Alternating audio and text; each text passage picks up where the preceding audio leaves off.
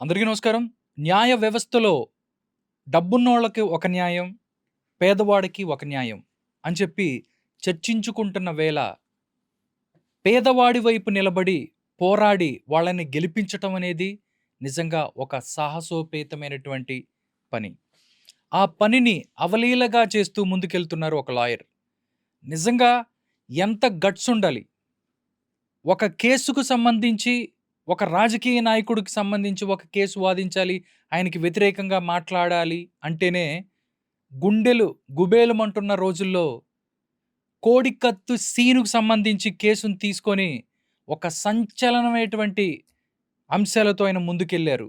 ఆయనే లాయర్ సలీం గారు. ఎందుకంటే 2 తెలుగు రాష్ట్రాలలో ఆయన పేరు తెలియని వాళ్ళు ఎవరైతే ఉండరు. ఇప్పుడు నాతో సలీం గారున్నారు లాయర్. ఆయన్నడిగి అసలు అంత ధైర్యం ఎక్కడొచ్చింది? ఎందుకు అలాంటి కేసులు టేకప్ చేస్తారు? ఈ విషయాలు ఆయన గురించి తెలుసుకుందాం. నమస్కారం సలీం భాయ్. నమస్కారం సార్. నమస్కారం. చాలామంది అంటారు, నిజంగా చాలామంది చెప్తుందేందంటే డబ్బున్నోళ్ళకి ఒక న్యాయం, దాంతో పాటు పేదవాళ్ళకి ఒక న్యాయం అని. కానీ మీరు చూసుకున్న 2 కేసులు చూసుకున్నట్టయితే నిజంగా పేదవాడికి న్యాయం జరిగింది అని మీరు భావిస్తున్నారా? జరుగుతది అని మీరు భావిస్తున్నారా? లేదు, ప్రతి మనిషికి న్యాయం దొరుకుతది. ఆ! దొరుకుతది. కానీ దాంట్లో ఏముందంటే న్యాయ వ్యవస్థ కాస్ట్‌లీ ఉంది. అవును. ఇప్పుడు ప్రతి ఒక్కళ్ళకి సలీం భాయ్ లాంటోళ్ళు మరి దొరకరు కదా! నిజంగా వేరే వాళ్ళు ఎవరైనా ఉంటే అవును. ఇంత కేసు 5 సంవత్సరాలు ఒక కేసుని హ్మ్. ముందుకు తీసుకెళ్లాలంటే మినిమమ్ అతనికి ఇంత డబ్బుండాలి. మరి లేకపోతే చెప్తాను హ్మ్. కదా! అదే. ఆ! ఇప్పుడు చాలా మంది అంటారు నాకు, "నువ్వు కోడికత్తేసి నువ్వు దత్తపుత్రుడివి" అని. ఒక్క ట్రావెల్ నేను ఉండేది బేసిక్ వైజాగ్. ఓకే. కేసు నడుస్తుంది విజయవాడ. అసలు రోజు వైజాగ్ నుంచి విజయవాడ వైజాగ్ రావాలి. రావాలంటే 10,000 నాకు మినిమమ్ ఖర్చు. మినిమమ్. ఫ్లైట్‌లో వస్తే 30,000. హ్మ్. అవును కదా! అలా చేసాం ఇంక. ఒక ఉత్సాహంతో హ్మ్. ఒక మంచి పేరు వస్తుంది కదా! ఒక రోల్ మోడల్‌గా ఉంటాము. మా ఫ్యామిలీ కూడా చాలా హ్యాపీ ఫీల్ అయ్యారు. మా ఫాదర్ ఎస్పెషల్లీ చాలా హ్యాపీ ఫీల్ అయ్యారు. మీ నాన్నగారా? ఎందుకంటే మా మా ఫాదర్ లాయర్ కావాలని ఆయన అంటే మీ డ్రీమ్. నేపథ్యం ఏంటండి? మీ ఫాదర్ గాని వాళ్ళు ఎలా ఏంటి? మీరెందుకు ఇట్లా ఇటు లాయర్‌గా అవ్వాలనుకోవటం వల్లండి? లేదు, యాక్చువల్లీ నేను చిన్నప్పటి నుంచి ఆర్మీలో వెళ్ళాలని నా నా హ్మ్. డ్రీమ్ ఉండే. కానీ హ్మ్. నా ఫాదర్ లాయర్ కావాలని ఆయన డ్రీమ్ ఉండే. హ్మ్. ఆయన ఉన్నోడు ఆర్మీలో వెళ్ళొద్దు, నువ్వు లాయర్ కావాలని మా ఫాదర్ నాకు చెప్పాడు. హ్మ్. ఈరోజు కూడా ఫాదర్ మాట్లాడితే అదే అన్నాడు. "నువ్వు నా డ్రీమ్‌ని ఫుల్‌ఫిల్ చేసావు. చాలా అదే థాంక్స్" అని. సూపరు. ఆ! అది మా ఫాదర్ డ్రీమ్. మరి ఈ కేస్ తీసుకున్న తర్వాత ఫాదర్ చాలా హ్యాపీ ఫీల్ అయ్యారు. మా ఊరికి వెళ్లి చాలా మంది వెళ్లారు. "ఏం మీ బాబు ఆ కేస్ ఎందుకు తీసుకున్నారు? మీ పెద్దాయన." నాన్నగారికి చెప్పారంట? ఆ! ఆ! ప్రతి మనిషి డే 1లే చెప్పాడు. "ఏం పెద్దాయన హ్మ్. మీ బాబు ఎందుకు తీసుకున్నాడు? ఎందుకు చావుకి కావాలని దగ్గరికెళ్తున్నాడు. కోరుకుంటున్నాడు" అని. దగ్గరికెళ్తున్నాడు. మా నాయన అప్పుడే అన్నాడు, "లేదు లేదు, నా హ్మ్. బాబు స్ట్రాంగ్ మనిషి. హ్మ్. అలా ఇది కాదు." హ్మ్. అది కాకుండా నా బాబాయ్ కూడా లాయర్. ఆయన పేరు కూడా సలీమే. హ్మ్. ఆయ ఆయన గూడా అప్పుడు అన్నాడు, "లేదు, మంచిది తీసుకున్నావు. బాగా నువ్వు వాదించు." ఆయన గూడా నాకు డైరెక్షన్ ఇచ్చాడు. లూజ్ టంగ్ చేయొద్దు. హ్మ్. ప్రాపర్ వేలో మాట్లాడు. ఒక లాయర్ లాగానే మాట్లాడాలి. ఎందుకంటే మనము చెప్పే విధానాలు కామన్ మ్యాన్ కాకుండా జడ్జిలు, లాయర్లు గూడా వింటారు. వాళ్ళకి మనం ఆహ్వానం వాళ్ళకి ఇవ్వాలి. ఇయ్యాలి. హ్మ్. వాళ్ళు మనం రికగ్నైజ్ చేయాలి. కామన్ మేము వద్దు. మనము ఒక ఇల్లిటరేట్ కాకుండా ఎడ్యుకేటెడ్ పర్సన్‌ని కూడా మనం కన్సర్న్స్ చేసి వాళ్ళు అప్రిషియేట్ చేయాలి. అలా మాట్లాడాలి. మా బాబాయ్ కూడా థాంక్స్ చెప్పాలి. ఎందుకంటే ఆయన ఇచ్చిన గైడెన్స్‌కి నేను ఫాలో అయ్యాను. ఇంకోటేంటంటే, ఆంధ్రప్రదేశ్ రాజకీయాల్లో మరొక ప్రముఖమైన కేసు 'వివేకానంద రెడ్డి' కేసు.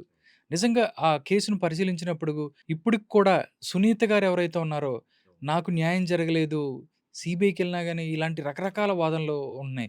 నిజంగా 2 సార్లు జగన్మోహన్ రెడ్డి గారికి సంబంధించిన 2 కేసులు ఇయన్నీ చూసిన తర్వాత, వివేకానంద రెడ్డి గారి కేసు మీద ఒక లాయర్‌గా మీరేం జెప్తారు? మీరు ఏం గమనించారు?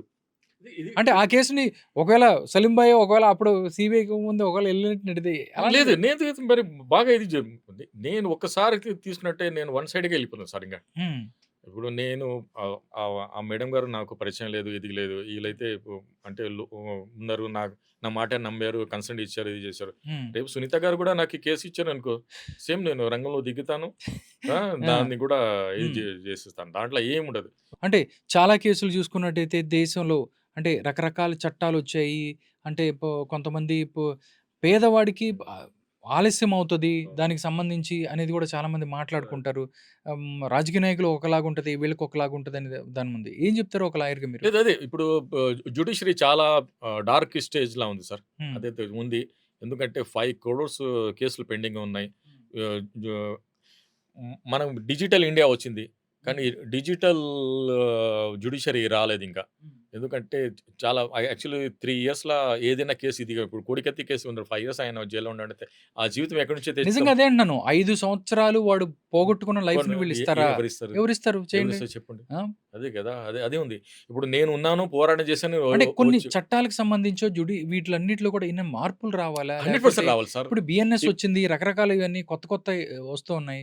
ఏమన్నా చేంజెస్ ఉన్నాయా? ఇదిగో ఈ పార్ట్ పర్టిక్యులర్ ఈ పార్ట్‌లో ఇది మారిపోవాలి. ఇది ఉంటే మంచిది. ఎందుకంటే అమ్మ! చాలా ఇష్యూస్ ఉంది. 5 సంవత్సరాలు ఉంటే ఆయన లైఫ్‌ని తిరిగిస్తారా వీళ్ళు నిజంగా? వెరీ వాల్యుబుల్ క్వెషన్ మీది. Very good question. హ్మ్. బీఎన్ఎస్ మార్చారు. అది అవసరం లేదు మాకు. హ్మ్. అసలు మాకు ఠాకూర్ అని చీఫ్ జస్టిస్ ఆఫ్ ఇండియా ఉండే. హ్మ్. 2014, 16లా హ్మ్. ఆయన ఆన్ కెమెరా ఏడ్చాడు ఆయన. హ్మ్. ఇప్పుడు చూడండి టోటల్ మన ఆల్ ఇండియా లెవెల్‌లో 17,000 జడ్జెస్ ఉన్నారు. హ్మ్. 70,000 కావాలి మాకు. 70,000-80,000 కావాలి జడ్జెస్. అది చేయటం లేదు. ఏదో బీఎన్ఎస్ మార్చాలి అది చేస్తా ఇది అంతా ఈరోజు చేసేది సెంట్రల్ గవర్నమెంట్ టాక్టిక్స్ ఏముందంటే డైవర్షన్. Hit and diversion. ఈ పిక్ పాకెట్స్ ఎలా ఉంటారు కదా! ఆ టైప్ టాక్టిక్స్ ఇది చేస్తున్నారు అంతే. హ్మ్. ఇప్పుడు ఎందుకు చేస్తారంటే ఇప్పుడు కొత్త లా చదవాలంటే లాయర్ ఫోకస్ చేయాలి కొత్త హ్మ్. లాల. హ్మ్. ఆ కొత్త లాల ఫోకస్ చేసినప్పుడు ఈళ్ళు చేసిన ఎదవ పనులకి మనం పనులుంటది ఫోకస్ కదా! చేయలేం కదా! అవును. సో, ఇదే టాక్టిక్స్ ఉంది. మొన్న ఎన్ఐ చేస్తూ మాట్లాడితే కూడా అదే అంటున్నారు. ఏం సలీం ఇలా ఉంది సమాజం అని. ఇప్పుడు ఏబీసీడీ నుంచి మనం చదవాలి. మొత్తం. అసలు చేంజింగ్ చేసేది కూడా అవసరం లేకుండా. ఏదో ఒక అంతే. ఏ ఏమో ఏ ఏ ఏ ఏమంటారు మాయ మాటలు చెప్పేసి మనం ఇది చేస్తాం కదా! ఇవన్నీ మాయ మాటలు ఉన్నాయి గవర్నమెంట్‌వి. ఓకే. చాలామంది మనం చూస్తున్నట్టయితే వందల, వేల కోట్ల రూపాయలు బ్యాంకుల దగ్గర నుంచి రుణాలు తీసుకొని విదేశాలకు పారిపోయి విజయ్ మాల్యా లాంటి చాలామంది వాళ్ళకి ఇక్కడి నుంచి పారిపోతున్న పరిస్థితి చాలా ఉంది. కానీ రైతుకి రూ. 1,00,000 ఏదన్నా ఆహ్, పొలానికో వాటికో తీసుకుంటే ముక్కు పిండి ఇంట్లో ఉన్న వస్తువులన్నీ తీసుకొని బ చ చట్టాలున్నాయి. కానీ వందల కోట్లు తీసుకుంటే ఎళ్ళిపోయి బయటికెక్కడో తిరుగుతున్న పరిస్థితి ఉంది. కానీ వాళ్ళని గూడా ఏం చేయలేనోళ్ళు ఇలాంటి ఏదైనా కేస్ అనగానే అని మొత్తం అందరొస్తారు. పోలీసులొస్తారు. దాని తర్వాత వానికి శిక్ష అంటారు. అదంటారు, ఇదంటారు. ఎలా చూస్తారు ఈ లేదు అంశాన్ని? కరెక్ట్ అది మీరు చెప్పింది. ఇప్పుడు లా ఎలా ఉందంటే బ్రెడ్ దొంగతనం చేసిన వాళ్ళకి శిక్ష ఇస్తది. కానీ హ్మ్. ఏమో బ్రెడ్ ఫ్యాక్టరీ దొంగతనం చేసినోడికి శిక్ష ఇయ్యదు. శిక్ష ఎట్లేదు. అది ఉంది. ఆ! అలా ఉంది. ఇప్పుడు చూడండి ఇప్పుడు ఆహ్, ఆహ్, I appreciate your question. Barack Obama American president అయ్యేటప్పుడు ఆయన అన్నాడు. I will bring all my stolen property. Swiss బ్యాంక్‌లో ఎంత డబ్బులున్నాయి అన్నీ నేను తీస్తాను. హ్మ్. ఆయన స్విస్ గవర్నమెంట్‌కి నోటీస్ ఇచ్చాడు.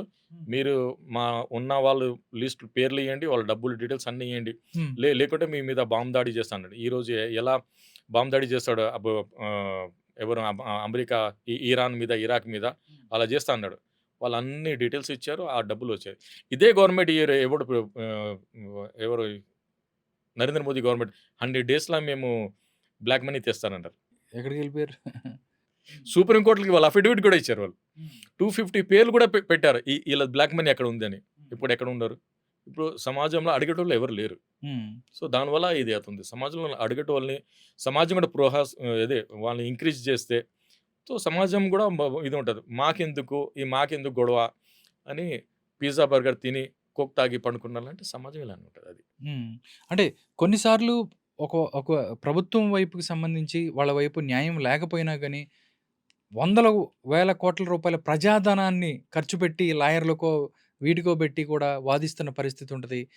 ఎలా చూస్తారు? అంటే ప్రజల సొమ్ముతో లేకపోతే వీటితోనో, లేకపోతే జగన్మోహన్ రెడ్డి గారో, లేకపోతే వీళ్ళు ఏదో ఒకటి ఎదుటోడిని ఇబ్బంది పెడతానికి కూడా ప్రజాధనాన్ని వాళ్ళు ఖర్చు చేస్తూ ఉంటారు. 100% ఇప్పుడు హ్మ్. ఇప్పుడు కోడికత్తి కేసు ఉంది. ఇక్కడ కోడికత్తి కేసులో నిరంజన్ రెడ్డి లాయర్‌ని పెట్టారు. హి హ్మ్. ఈస్ ఏమంటారు హ్మ్. ఆహ్, రాజ్యసభ మెంబరు. అవును. మరి ఆయన ఫ్రీ వాదిస్తాడా? డే 1 నుంచే అంటే నేను కోడికత్తి కేసు ఎప్పుడు తీసుకున్నానో, అప్పుడు NIA himself pay the 2,00,000 per hour లాయర్‌కి నా అగైన్స్ట్‌గా.